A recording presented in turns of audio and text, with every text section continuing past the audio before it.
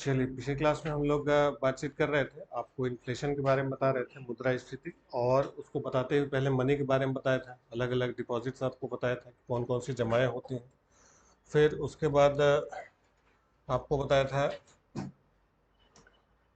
कि मुद्रा की जो आपूर्ति है, सप्लाई ऑफ मनी है, M1 M2 M3 और M4, जिसमें M1 सबसे नैरो मनी होती है और M3 सबसे ब्रॉड मनी होती है। फिर इसके बाद आपको इन्फ्लेशन डिफ्लेशन समझाया था विस्तार से कि इन्फ्लेशन क्या होता है, कि इन्फ्लेशन मार्केट में मनी की सप्लाई क्या होती है, ज़्यादा होती है, उस वजह से डिमांड भी ज़्यादा होती है, जिससे कीमतें भी बढ़ जाती हैं और मनी की वैल्यू क्या हो जाती है, कम हो जाती है। इससे उधार लेने वाले देने वाले क्या होता है, नुकसान होता है, और देने वाले को प्रॉफिट। वही डिफ्लेशन कंडीशन आपको बताया था कि सप्लाई ऑफ मनी क्या होती है, मार्केट में कम होती है, जिससे डिमांड भी कम होती है, प्राइसेस भी कम होती है, लेकिन मनी की वैल्यू फाइनली क्या हो जाती है, ज़्यादा हो जाती है। इससे उधार देने वाले को प्रॉफिट हो जाता है, लेने वाले को नुकसान हो जाता है। और इसी कॉन्टेक्स्ट में आपको ब्याज के बारे में बताया था, इंटरेस्ट, कि जो उधार देते हैं उसी का जो आपको रिवॉर्ड है, तरलता परित्याग का पुरस्कार, उसी क्या कहा जाता है, ब्याज। अब ये जो इन्फ्लेशन है, इन्फ्लेशन के कई सारे कारण आपको बताया था कि सरकार ये जो सार्वजनिक व्यय है, जो पब्लिक एक्सपेंडिचर है, सरकार उसको क्या करती है, बढ़ा देती है, या डेफिसिट फाइनेंसिंग करती है, या सस्ती मौद्रिक नीति है, व्यय योगार में वृद्धि। कई सारे कारण आपको बताया था और कुछ अन्य कारण भी बताए थे। फिर आपको बताए थे कि इस इन्फ्लेशन का क्या क्या, किस पर क्या क्या प्रभाव पड़ेगा, कि जो इन फिक्स इनकम वाले हैं उनकी इनकम क्या हो जाएगी, उनको नुकसान होगा, जो एंटरप्रेन्योर्स हैं, व्यापारी हैं, उनको फ़ायदा होगा, जो कर्जा लेने वाले हैं उनको प्रॉफिट होगा, जो कर्जा देने वाले हैं उनको क्या होगा, नुकसान होगा, जो इन्वेस्टर्स हैं, इन्वेस्टर्स में भी जो शेयर्स वाले हैं उनको प्रॉफिट होगा, और जो फिक्स वाले हैं डिबेंचर, उनको क्या हो जाएगा, लॉस हो जाएगा। ठीक है। रोजगार में, एम्प्लॉयमेंट में आपको बताया था एक हद तक पूर्ण रोजगार होगा, लेकिन उसके बाद फिर से क्या हो जाएगा, बेरोजगारी बढ़ जाएगी, मामला बढ़ जाएगा। ठीक। चलिए, फिर अलग अलग प्रकार के आपको इन्फ्लेशन बताए थे। अब इस मुद्रास्फीति को जो कंट्रोल किया जा सकता है, नियंत्रण कैसे किया जा सकता है, तो उसको भी शॉर्टकट में लिख लीजिए। मुद्रास्फीति को नियंत्रित करने वाले उपाय, measures to control the inflation. मुद्रास्फीति पर नियंत्रण,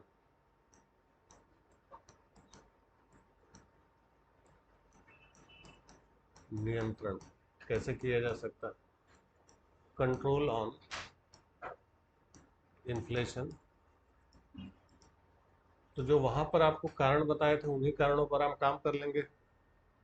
जो रीजन्स आपको लिखवाया था, अलग अलग बहुत सारे कारण हैं, बहुत सारे रीजन हैं, तो उन्हीं कारणों पर जब आप काम करेंगे तो वो क्या हो जाएगा, कंट्रोल होगा, कम हो जाएगा। जैसे पहले बात बताया कि कुछ मॉनेटरी मेजर्स लाने पड़ेंगे, क्योंकि हमेशा आरबीआई को मनी की सप्लाई पर नज़र रखनी होगी, क्योंकि इन्फ्लेशन में आपको बताया कि मनी की सप्लाई क्या हो जाती है, बढ़ जाती है, तो उसको कंट्रोल करके रखेंगे, तभी वो कंट्रोल में आएगी।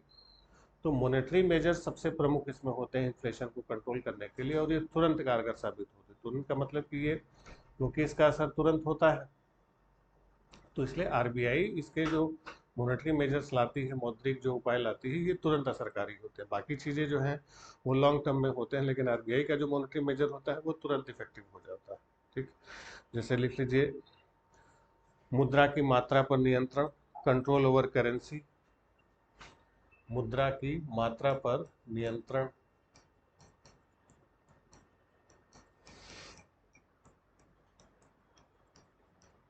कंट्रोल ओवर करेंसी, कि आरबीआई मुद्रा की मात्रा को क्या करे, कंट्रोल करे, जो नए नए नोट जारी कर रहे हैं, नए नोट जारी करने से क्या करे, रोके, कि हम नया नोट इशू नहीं करेंगे, ताकि मार्केट में मनी की सप्लाई क्या रहे, कम रहे।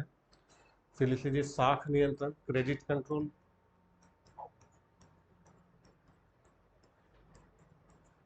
साख नियंत्रण, क्रेडिट कंट्रोल।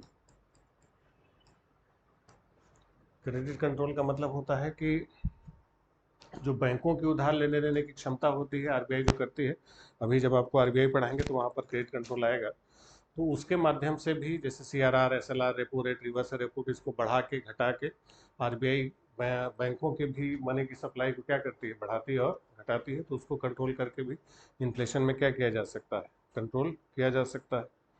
इसके अलावा डीमोनेटाइजेशन लिख लीजिए, विमुद्रीकरण, डीमोनेटाइजेशन, ये जो पुरानी मुद्रा बहुत ज़्यादा चल रही है उसको क्या करें, हटा दें, विमुद्रीकरण,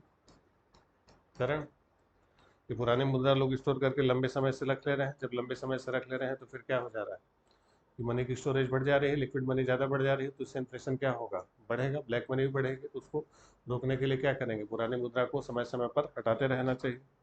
ठीक, इसके अलावा जैसे वहाँ पर आपको बताया कि सरकार अपने सार्वजनिक खर्चे ज़्यादा करती है, तो लोगों के पास मनी की सप्लाई क्या हो जाती है, बढ़ जाती है। वही सरकार क्या कर दे, कम कर दे। लिख लीजिए, सार्वजनिक व्यय में कमी, डिक्रीज इन पब्लिक एक्सपेंडिचर, सार्वजनिक व्यय में कमी, डिक्रीज इन पब्लिक एक्सपेंडिचर। ठीक, कल आपको बताया था कि सरकार कम उधार लेती है, ज़्यादा उधार ले यानी पैसा कागज जारी करे और लोगों से पैसा उठाना शुरू कर दे। लिखिए, सार्वजनिक ऋण में वृद्धि, इंक्रीज इन पब्लिक डेट्स, सार्वजनिक ऋण में वृद्धि, सार्वजनिक ऋण में वृद्धि, increase in public debt, debt DEBT। ठीक, करों में वृद्धि, इंक्रीज इन टैक्स, करों में वृद्धि करेगी तो लोग टैक्स के रूप में पैसा सरकार को दे देंगे, लोगों के पास पैसे की क्या हो जाएगी, कमी हो जाएगी। करों में वृद्धि, कल बताया था कि सरकार करों में कमी करती है, लोगों के पास पैसा रह जाता है तो खर्च करते हैं तो इन्फ्लेशन बढ़ेगा। कर बढ़ा दे तो लोगों का पैसा किसके पास चला जाएगा, सरकार के पास चला जाएगा, तो इन्फ्लेशन अपने आप क्या हो जाएगा, कम हो जाएगा। घाटे की वित्त व्यवस्था में कमी, लेस डेफिसिट फाइनेंसिंग, बताया था घाटे की वित्त व्यवस्था को पूरा करने के लिए नोट छापने पड़ते हैं, तो उसको क्या करे, कम करे। घाटे की वित्त व्यवस्था में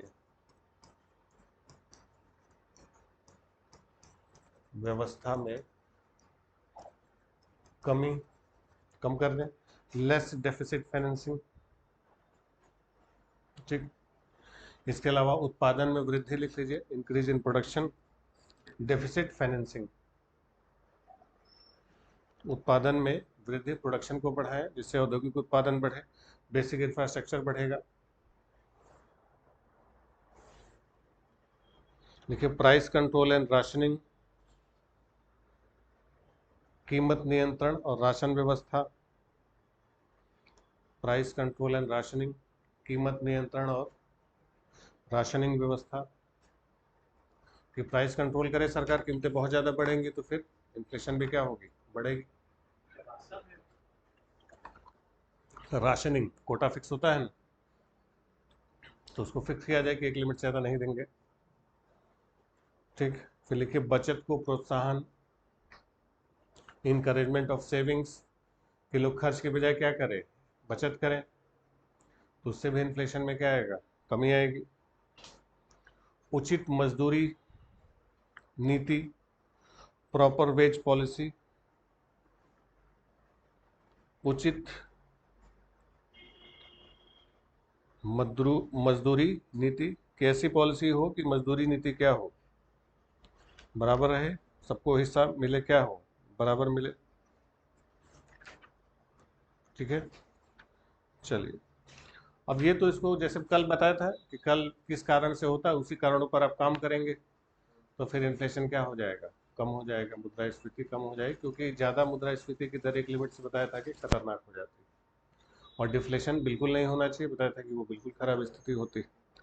अब इसमें जो एक समस्या आती है कि जो इन्फ्लेशन हम लोग देखते हैं, मुद्रास्फीति देखते हैं, तो इसको मापते कैसे। लिख लीजिए, मुद्रास्फीति की माप, मेजर्स ऑफ इन्फ्लेशन, मुद्रास्फीति की माप, मेजर्स ऑफ इन्फ्लेशन।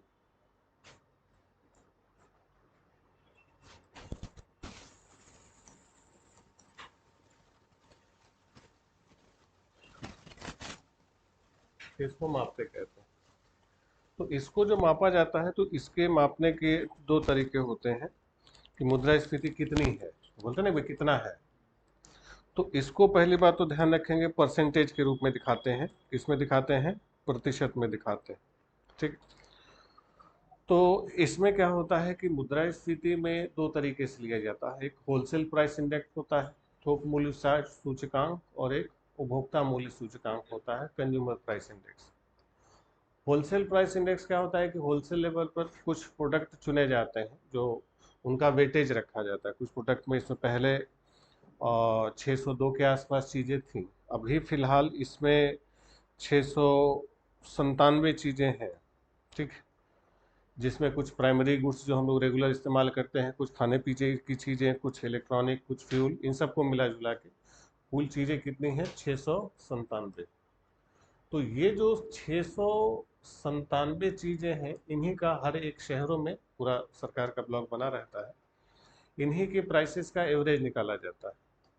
और बेस ईयर का कॉन्सेप्ट आपको बताया था कि बेस ईयर पहले 2004-5 था, अभी कितना चल रहा है?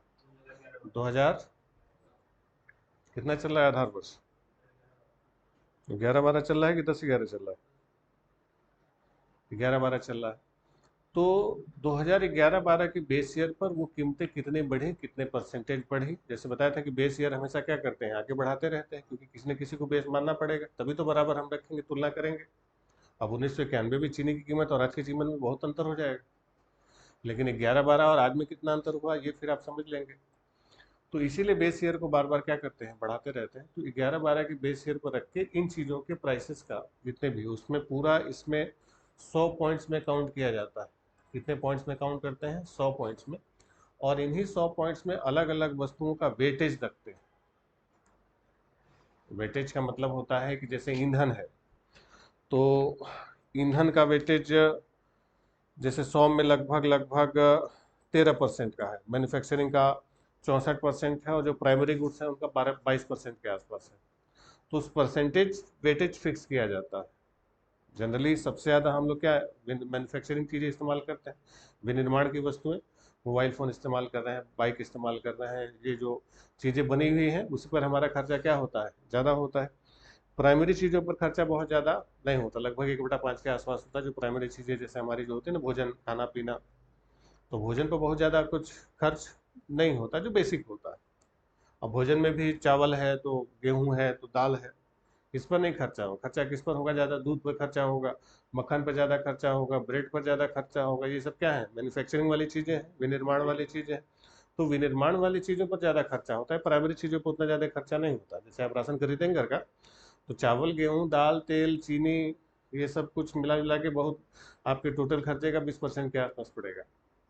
लेकिन जो भी मैन्युफैक्चरिंग वाली चीज़ें होती हैं ना, ब्रेड और मक्खन है तो दूध है, ये सब क्या है? मैन्युफैक्चरिंग वाली चीज़ें। ये एडिशनल चीज़ें हो जाती हैं। कोल्ड ड्रिंक है तो आप मिठाई खा रहे हैं, तो आप समोसा खा रहे हैं, तो आप डोसा खा रहे हैं, तो आप चाउमीन खा रहे हैं, तो ये सब क्या है? एडिशनल चीज़ें। तो उनकी लागत बहुत ज़्यादा बढ़ जाती है। तो आप अपना खर्चा अगर जोड़ेंगे तो उसमें प्राइमरी का ज़्यादा खर्चा नहीं होता, फ्यूल का भी बहुत ज़्यादा नहीं आता। सबसे ज़्यादा किसका होता है? मैन्युफैक्चरिंग वाली चीज़ें जो आपने डे टू डे लाइफ में इस्तेमाल करते हैं उसका खर्चा ज़्यादा होता है। तो उसका वेटेज रखा गया है कि 100 में लगभग 64% के आसपास मैन्युफैक्चरिंग का है, 22% के आसपास प्राइमरी गुड्स का रखा गया है, और 13% फ्यूल, ईंधन और पावर, जैसे बिजली है, पेट्रोल है और गैस सिलेंडर है, इसका रखा गया। लेकिन इसका ज़्यादा रोल नहीं होता। सबसे ज़्यादा रोल किसका होता है? मैन्युफैक्चरिंग का होता है। और उन्हीं में इन 697 गुड्स की चीज़ें के दाम कैसे कैसे बढ़ रहे हैं और घट रहे हैं, उसी का परसेंटेज निकाला जाता है। एक जिसको बास्केट सिस्टम बोलते हैं ना, एक बास्केट में 697 चीज़ें रख दी गई हैं। अब इन्हीं की कीमतों पर नज़र रखेंगे और वो चीज़ें महंगी हो रही हैं। अब 2011-12 की तुलना में कितनी हुई, ये निकाला जाता है। समझे? हमेशा कंपेयर किससे करते हैं? बेस ईयर से। जैसे 2011-12 में चीनी की कीमत थी 40 रुपये, ठीक। अभी चीनी की कीमत बढ़ के मान लीजिए कि हो गया 45 रुपये, ठीक। तो कितना परसेंट बढ़ा? लगभग 10-11% के आसपास बढ़ा, 11%, 11-12%, ठीक। वही अगर हम 1900 बेस ईयर हटा दें, पता चलो 1991 की कीमत रख ले, 1991 में 12 रुपए किलो थी चीनी। अब उस हिसाब से आज देखेंगे 45 रुपए किलो, तब तो फिर 400% हो गया। तो आप बोलेंगे तो सरकार आग लगा दे रही है। लेकिन 11-12 की तुलना में कितना परसेंट बढ़ा? 10 या 11% मुश्किल से बढ़ा। समझ रहे हैं इस बात को आप? तो ये बेस ईयर इसीलिए आगे खिसकाया जाता है। और ये चीनी का बस उदाहरण है, ये केवल चीनी नहीं, ईंधन में सिलेंडर है, पेट्रोलियम है, पावर, बिजली का रेट है, वो सब के दर में आप देखेंगे बहुत ज़्यादा बदलाव नहीं होता, बिजली बिल में तो बहुत ज़्यादा चेंजेस नहीं होते। फ्यूल वगैरह तो महंगा हो रहा है काफ़ी, ईंधन महंगा हो रहा है। बाकी आप देखेंगे चावल गेहूँ दाल ये सब लगभग लगभग सेम ही रहते हैं। मैन्युफैक्चरिंग वाले खूब कूदते हैं, वो बढ़ता है। हाँ ये सब प्राइमरी में है, पोल्ट्री क्या है सब तो प्राइमरी चीज़ें। ठीक, तो उसी का एक एवरेज निकाल के, ठीक, और समय समय पर सरकार उसका आंकड़ा जारी करती रहती है, समझ गए। तो वही क्या होता है, बोलते हैं उसको WPI बोला जाता है। क्या होता है? WPI निकालना थोड़ा सा आसान होता है, क्योंकि इसमें सिंपल है कि भाई कुछ सरकार की कंपनियां लगती हैं, कुछ चीज़ें बिल्कुल फिक्स की गई हैं, उसके हिसाब से लेते थे। सबसे ज़्यादा सतर्क होता है CPI, कंज्यूमर प्राइस इंडेक्स, उसमें कई सारी चीज़ें निकालनी पड़ती हैं।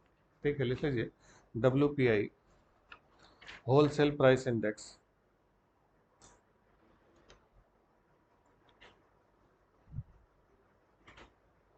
Wholesale price index, consumer price index.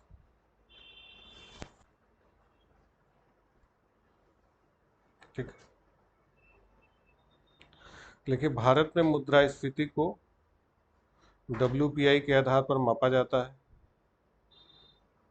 In India,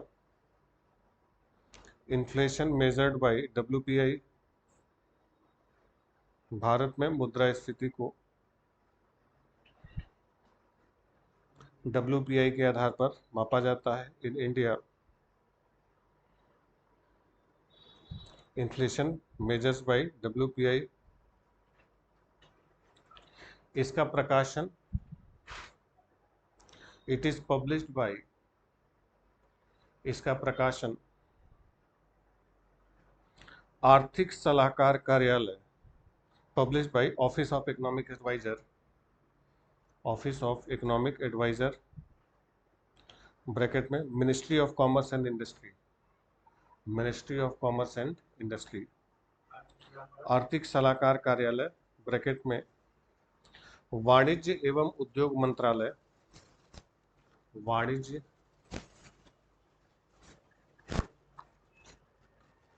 एवं उद्योग मंत्रालय द्वारा किया जाता है।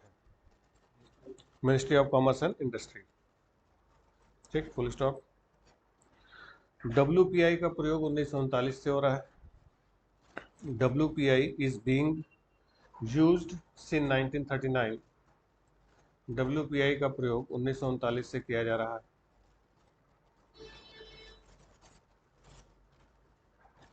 Been used since 1939। इसके अंतर्गत केवल वस्तुओं की कीमतों का, under this only the index of prices goods is known. इसके अंदर केवल वस्तुओं की कीमतों का सूचकांक ज्ञात किया जाता है। वस्तु की कीमतों का सूचकांक ज्ञात किया जाता है। Under this only the index of prices, only the index of prices of goods is known. सूचकांक ज्ञात किया जाता है। सेवाओं को इसमें शामिल नहीं किया जाता। Services are not include in it.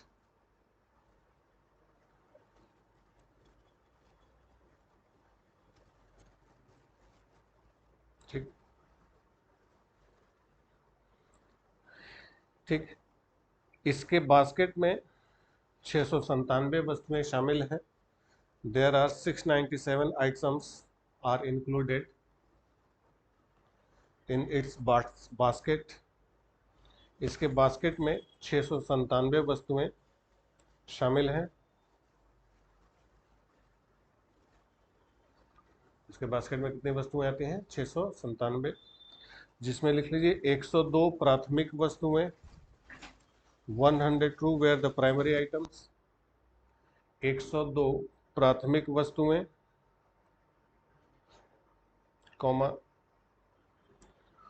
19 ईंधन और विद्युत संबंध की वस्तुएं, 19 where fuel and electricity category, 19 ईंधन और विद्युत संवर्ग की वस्तुएं, और 555 विनिर्मित वस्तुएं, एंड 555 वेयर मैन्युफैक्चर गुड्स,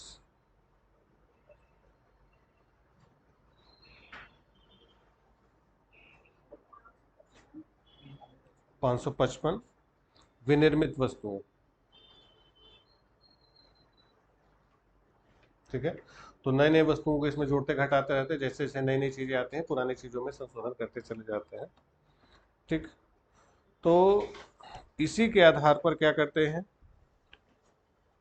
एक एरिया फिक्स किया जाता है, उसके दाम मंगाए जाते हैं मंत्रालय द्वारा, और उसी के मंत्रालय पर सबका एवरेज निकाला जाता है, और एवरेज निकाल के बता दिया जाता है कि भैया ये जो 697 वस्तुएं हैं इन्हीं का, अब हो सकता है इसमें से कुछ बढ़ रही हो कुछ घट रही हो, उससे मतलब नहीं, उन्हीं की जो कीमत बढ़ी किसकी तुलना में, 2011-12 की तुलना में, उनके औसत में जितनी वृद्धि हुई उसी को क्या बोलते हैं, होलसेल प्राइस इंडेक्स। ठीक, अब ये जो होलसेल प्राइस इंडेक्स है ये थोक के बाजार में मापा जाता है, कंज्यूमर प्राइस यानी जो उपभोक्ता मूल्य जो हम लोग इस्तेमाल करते हैं उस पर नहीं होता। अब जो होलसेल होता है, होलसेल कहाँ है, बढ़िया मंडी है, फल का होलसेल है, या विशेषज्ञ मंडी है, अनाज का होलसेल है, सब तो वहीं के होलसेल है, इलेक्ट्रॉनिक आइटम का कहीं और है, दवाओं का कहीं और है। तो WPI केवल एक मोटा मोटी अंदाजा दे देता है, हालांकि हमारे यहाँ मापा इसी से जाता है, क्योंकि कंज्यूमर प्राइस इंडेक्स में बहुत झंझट है, बहुत किचकिच होती है, इसलिए उसको निकालना थोड़ा सा मुश्किल रहता है, लेकिन फिर भी ये मोटा मोटी बता देता है कि महंगाई है या नहीं। एग्जैक्ट बताना थोड़ा सा इसके लिए मुश्किल हो पाता है, क्योंकि इसमें वस्तुएं हैं कितनी, 697 हैं, और ये किस पर लेता है, होलसेल पर। तो बहुत सारे इकोनॉमिस्ट इसको मना करते हैं कि थोक मूल्य सूचकांक का जो आंकड़ा है ये इन्फ्लेशन की सही तस्वीर प्रस्तुत नहीं कर पाता, समझ गए, क्योंकि अलग जगह होलसेल में कुछ अलग प्राइस होता है, मार्केट में आते आते प्राइस क्या हो जाता है, बदल जाता है। ठीक है, तो अब इसमें भी बास्केट में कोई होता है कि कोई व्यक्ति कोई चीज़ खरीदता है बहुत ज़्यादा, कोई चीज़ नहीं खरीदता है, हो सकता है कोई गाड़ी का इस्तेमाल, कोई पेट्रोल का इस्तेमाल नहीं कर रहा है, मान लीजिए कि हम साइकिल से चलते हैं, पेट्रोल का इस्तेमाल नहीं करते हैं, लेकिन जब इंडेक्स पेट्रोल की कीमतें बढ़ेंगी तो उसका इंडेक्स तेजी से कई बार ना पेट्रोल बहुत तेजी से महंगा होने लगा, लेकिन असर तो फिर दिखाई देगा कि नहीं, या महंगाई बढ़े, लेकिन एग्जैक्टली सबके ऊपर उसका बराबर रूप से असर नहीं होता है, कि जरूरी नहीं कि ये सारी चीज़ें सभी लोग इस्तेमाल करें, या सारी चीज़ों के बढ़ने घटने का असर सब पर बराबर हो, ये भी पॉसिबल नहीं हो सकता, क्योंकि बताया ना कि सब लोग सारी चीज़ें बराबर रूप से इस्तेमाल नहीं करते, कोई पेट्रोल का इस्तेमाल करता है, कोई नहीं करता। अब कोई गैस सिलेंडर का इस्तेमाल करता है, कोई नहीं करता, कोई लकड़ी से बना लेते हैं, कुछ हीटर से ही काम चला लेते हैं, कोई इंडक्शन पे खाना बना रहा है, सबका अलग अलग हिसाब किताब है। अब पता चला कि सिलेंडर कीमतें 100 रुपये बढ़ गई तो उससे प्राइस इंडेक्स बढ़ेगा जरूर, लेकिन भाई अब बाकियों पर तो असर होना नहीं चाहिए इसका, जो उसका इस्तेमाल नहीं कर रहा है। गाँव देहात में होते हैं कुछ लकड़ी पर, कोई गोबर गैस पर, कोई जो है कि इंडक्शन पर बिजली से खाना बनाते हैं, अलग अलग सबका हिसाब किताब है। तो इस्तेमाल अलग अलग है, जो साइकिल चल रहा है, जो रिक्शा चला रहा है, उसको पेट्रोल से क्या मतलब, सीधा सीधा वहाँ फिर आके तो मतलब हो सकता है, सीधा सीधा कोई मतलब नहीं है। अब गांव देहात का आदमी है कि जो अनाज उगा रहा है, खा रहा है, उसको चावल गेहूँ खुद हो रहा है, सब्जी उसके यहाँ खुद, हरे तेल वो सरसों हो रहा है, तेल पिरा के खा रहा है, थोड़ी बहुत चीज़ों की जरूरत बाहर से उसको पड़ती है, नमक वगैरह मंगाना पड़ता है, तो बाकी दुनिया भर में जो भी महंगाई उसके जीवन पर कोई फर्क ही नहीं पड़ेगा। तो इसलिए बहुत से इकोनॉमिस्ट इसको मना करते हैं कि ये अर्थव्यवस्था का सही आंकड़ा प्रस्तुत नहीं करता। सही आंकड़ा दिखाता है कौन, कंज्यूमर प्राइस इंडेक्स, लिख लीजिए, उपभोक्ता मूल्य सूचकांक।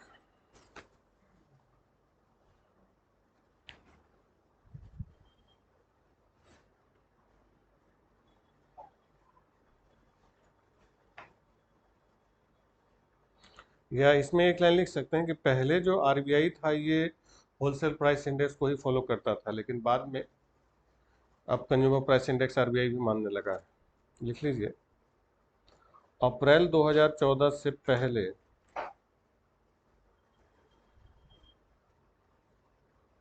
अप्रैल 2014 से पहले WPI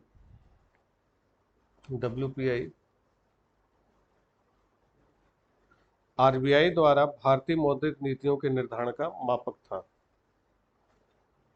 ठीक है, before April 2014 The WPI index before April 2014, the WPI index was the benchmark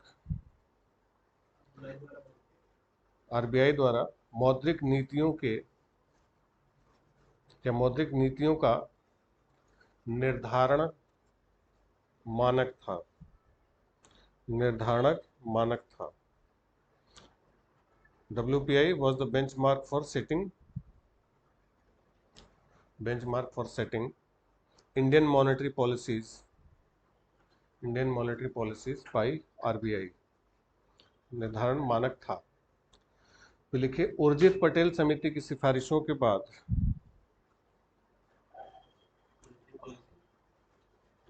by the RBI, Urjit Patel समिति की सिफारिशों के बाद, उर्जित पटेल RBI गवर्नर थे। उर्जित पटेल समिति की सिफारिशों के बाद, but after the advice of Urjit Patel committee, Urjit Patel समिति की सिफारिशों के बाद इसे बदलकर उपभोक्ता मूल्य सूचकांक कर दिया गया। After the advice of Urjit Patel committee it has been changed to consumer price index, इसे बदलकर उपभोक्ता मूल्य सूचकांक कर दिया गया। इसे बदलकर क्या कर दिया गया? उपभोक्ता मूल्य सूचकांक। अब इसे मौद्रिक नीति का प्रमुख निर्धारक माना गया।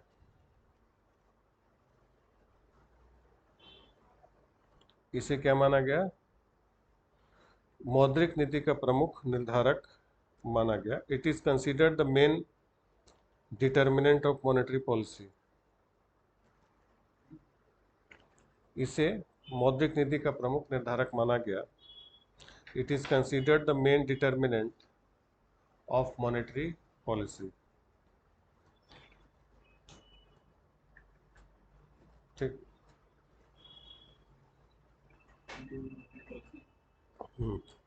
Main determinant of monetary policy. ठीक, तो इसमें कई सारी खामियां थी, तो इसीलिए अब उसको बदल के क्या कर दिया गया? Consumer price index. अब इसमें क्या है कि खुदरा स्तर पर कीमतों का पता लगाया जाता है। अलग अलग डिपार्टमेंट से अलग अलग विभाग हैं और उसमें 4 सूचकांक होते हैं।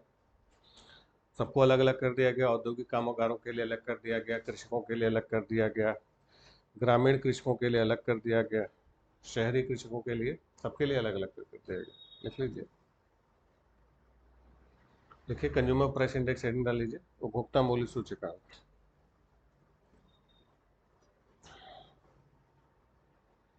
कंज्यूमर प्राइस इंडेक्स लिखिए सीपीआई के माध्यम से inflation in calculated at the retail market level.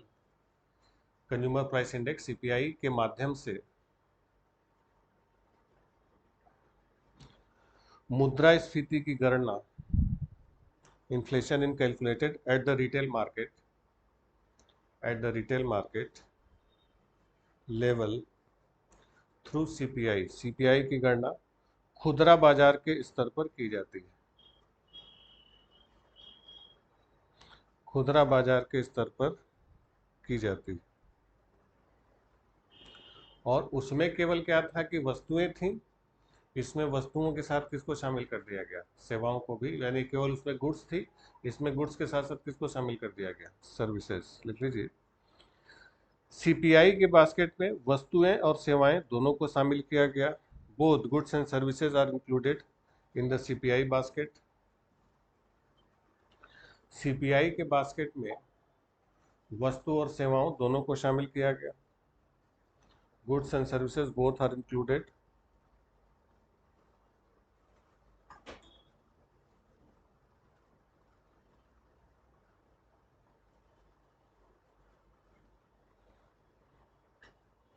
ठीक, वस्तुओं और सेवाएं दोनों।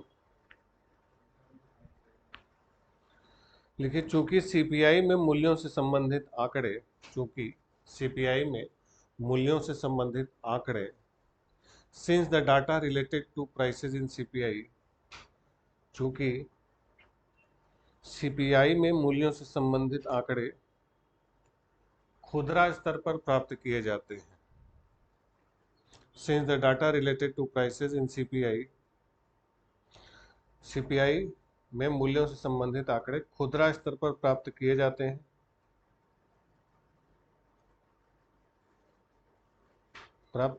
हैं। इसलिए इस स्तर पर मूल्यों में since the data related to prices in CPI is obtained at retail level, it becomes difficult to collect data.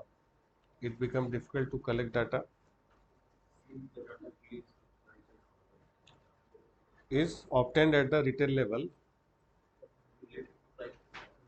related to prices in CPI. Obtained at the retail level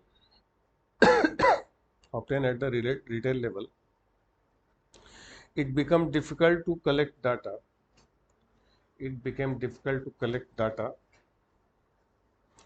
due to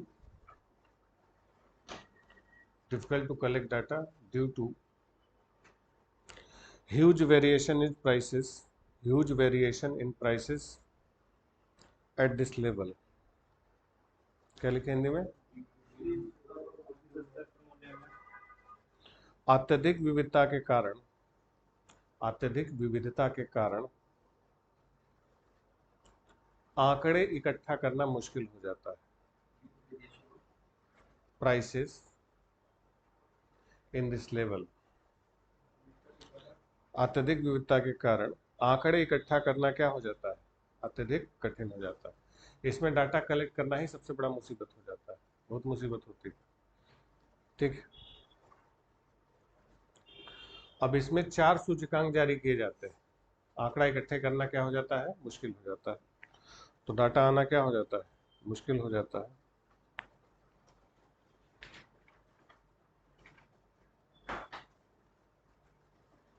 ठीक, अब इसमें लिखिए CPI में 4 आंकड़े जारी किए जाते थे। देयर आर 4 इंडेक्सेस, 4 सूचकांक जारी किए जाते थे। There are 4 indexes issued in CPI. CPI में 4 सूचकांक जारी किए जाते थे। पहला लिखिए CPI for industrial workers, IW कहते हैं। औद्योगिक कामगारों के लिए उपभोक्ता मूल्य सूचकांक,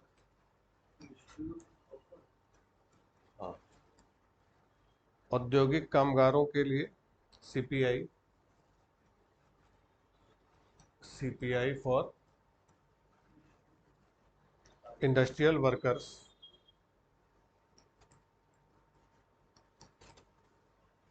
औद्योगिक कामगारों के लिए उपभोक्ता मूल्य सूचकांक सीपीआई। दूसरा लिखिए ग्रामीण श्रमिकों के लिए CPI for rural labourers,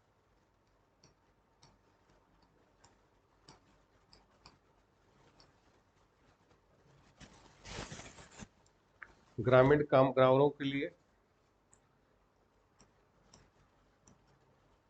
CPI उपभोक्ता मूल्य सूचकांक। तीसरा है कृषि श्रमिकों के लिए CPI for agriculture labourers, CPI for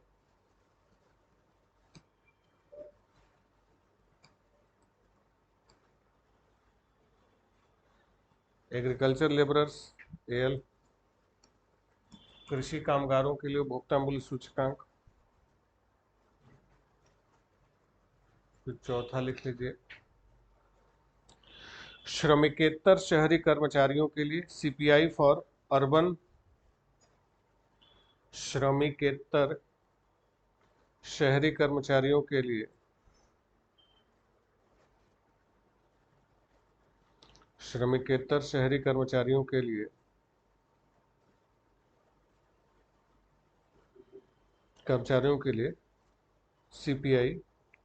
CPI for urban non manual employees,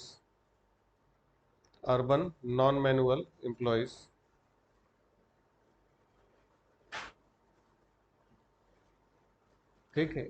bank जैसे श्रमिक मतलब मजदूरी नहीं करते, शहरों में काम करते हैं ना, बैंकिंग है तो इंश्योरेंस है तो वो काम करते हैं। तो ये कुल 4 इसको कहा जाता है यूएनएमई।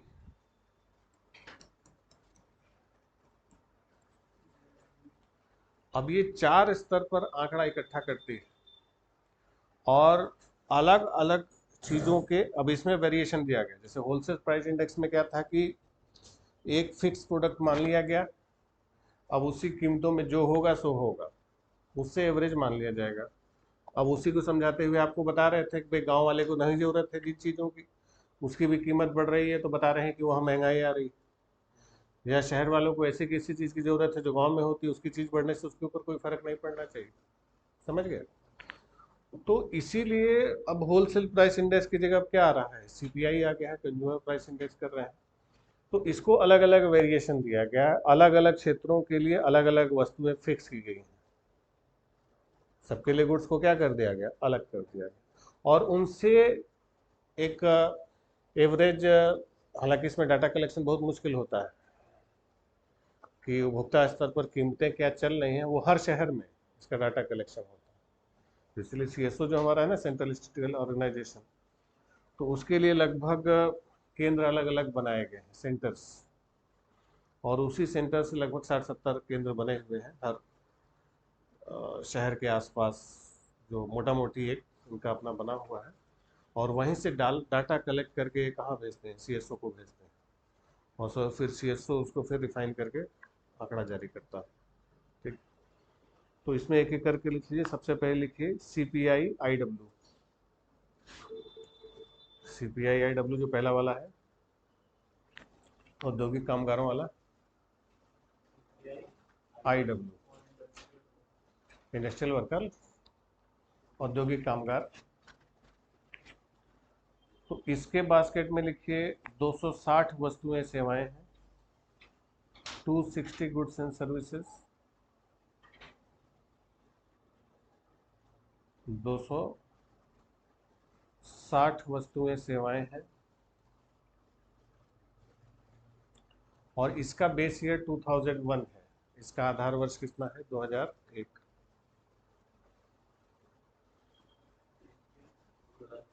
एक बेस ईयर।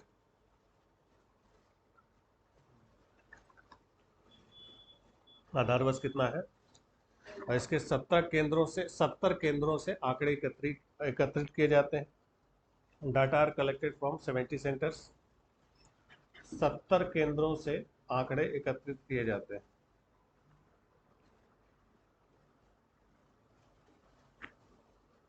और हर महीने क्या होता है,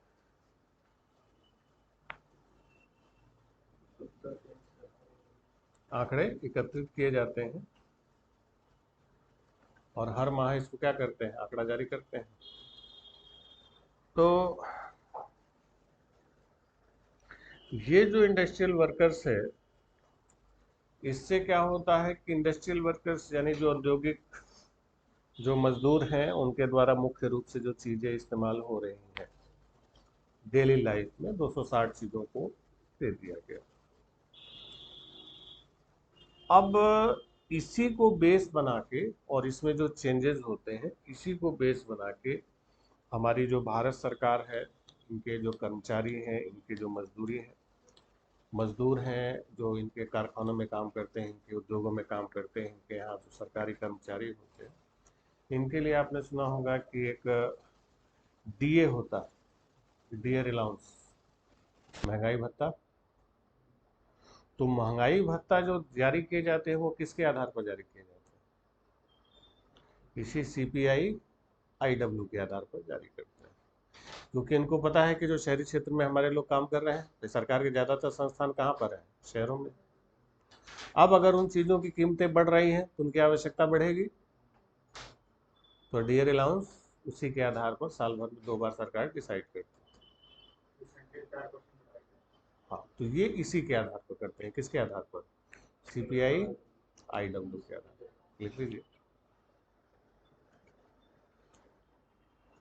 मूल रूप से ये सूचकांक सरकारी कर्मचारियों के लिए है। बेसिकली दिस इंडेक्स बेसिकली मूल रूप से यह सूचकांक सरकारी कर्मचारियों के लिए, basically this index is for government employees, सरकारी कर्मचारियों के लिए है। ब्रैकेट में बैंक और दूतावासों में काम करने वालों को छोड़ के, except bank and embassies, bank और दूतावासों में काम करने वालों को छोड़कर।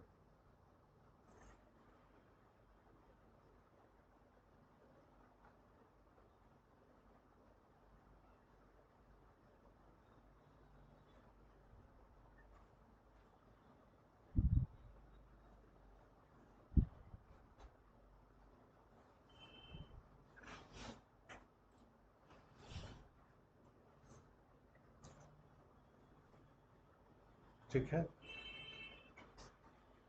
इस सूचकांक में बदलाव के आधार पर, ठीक है, on the basis of variation in this index, इस सूचकांक में बदलाव के आधार पर, on the basis of variation in this index, इस सूचकांक में बदलाव के आधार पर केंद्र सरकार की कर्मचारियों की मजदूरी व वेतन में संशोधन किया जाता है। On the basis of variation in this index,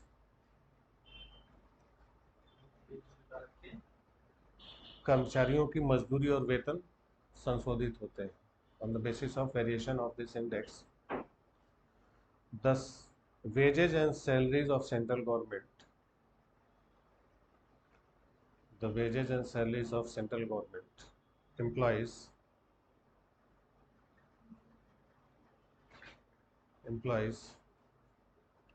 will be amended। केंद्र सरकार के कर्मचारियों की मजदूरी और वेतन क्या होते हैं? संशोधित होते हैं।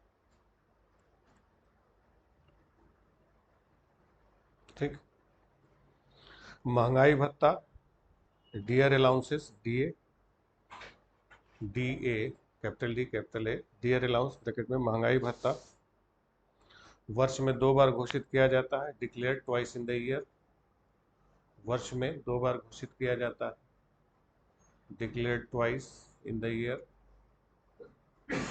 तो महंगाई भत्ता वर्ष में कितने बार घोषित किया जाता है? 2 बार।